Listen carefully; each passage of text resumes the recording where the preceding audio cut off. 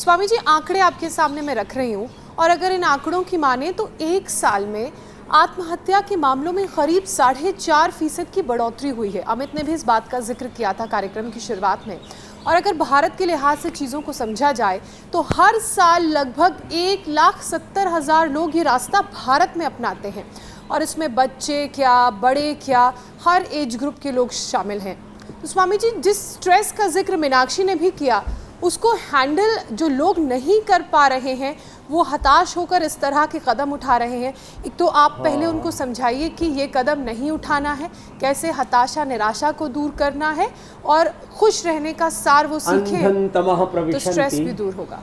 ये के च आत्महनो जनाः, ये मैंने युर्वेद के 40वें अध्याय का ईशोपनिषद का मंत्र पढ़ा और ये ब्रह्म हत्या, आत्महत्या माने ब्रह्म हत्या, ये जन्म जन्मांतरों के लिए हम एक ऐसा अपने लिए अंधेरा तैयार कर लेते हैं, एक ऐसा अपने सामने अपने हाथों से हम ऐसा कुआं खोद लेते हैं, एक ऐसा पाप कर लेते हैं जिससे जन्म जन्मांतर लग जाएंगे फिर उभरने में। तो भाई देखो, मैंने तो सच कहता हूँ, ये सुसाइड के पहली बार ये आंकड़े देखे, देखो 1,70,000 रामा रामा कितने होते हैं, कितने परिवार रोते बिलखते होंगे, कितने बच्चे जो सुसाइड करते हैं उनके माता पिता, कोई माता या पिता ने सुसाइड कर लिया तो बच्चे।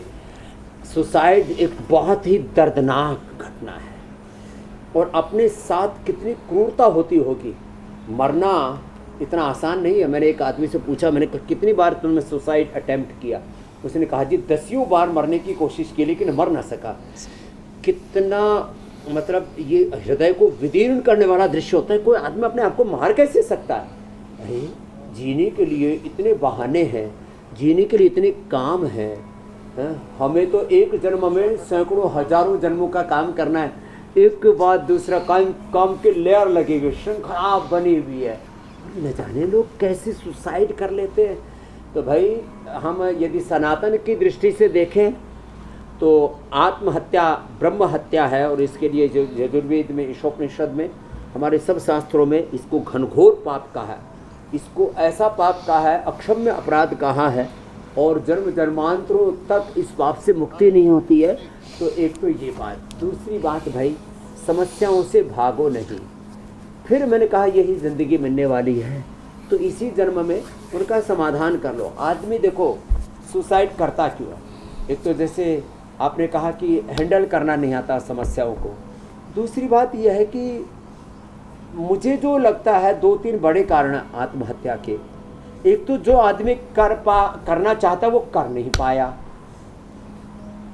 तो भाई कोई बात नहीं, हार के बाद ही जीत होती है। दुनिया में जितने भी विजयी लोग हुए हैं, हमने भी बड़े संघर्षों चुनौतियों के बीच में आज जहाँ पहुँचे हैं ये मुकाम हासिल किया है, तो कोई बात नहीं, लगे रहो ना।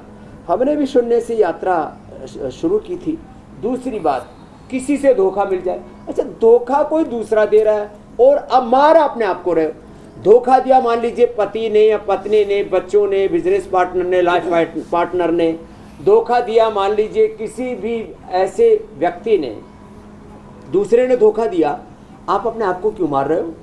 और तीसरी बात ये होती है कि कई बार हम इतने ज़्यादा आत्मग्लानि के कुंठाओं के शिकार हो जाते हैं, अपने आप को दीनहीन मानने लगते हैं। तो उपनिषदों का और श्रीमद् भगवद गीता का क्लैब्य मास्म गमप पार्थने तत्त्वयुपपद्यते क्षुद्रम हृदय दौर्बल्यम त्यक्त्वा उत्तिष्ठ परंतपाः। तो देखो, अहम इंद्रो न पराजिज्ञे अग्नि अस्मि जन्मना जात वेदा घृतम विचक्षमृतम आसन कस्ति धातु रस्सु विमानो सस्रोघर मोहविरश्मि नाम। वेद भगवान कहते हैं तुम कभी पराजित होने वाले नहीं हो, तुम सदा विजयी होगे।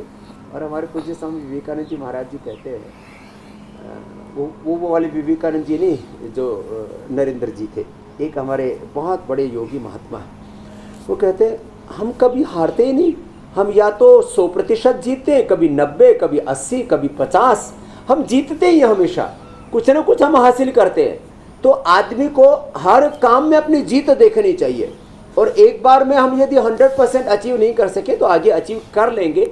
इस भाव के साथ आगे बढ़ना चाहिए। तो कभी भी किसी को सुसाइड करने की कब मन में ही नहीं आएगा, विचार ही नहीं आएगा, स्वप्न में भी नहीं आएगा।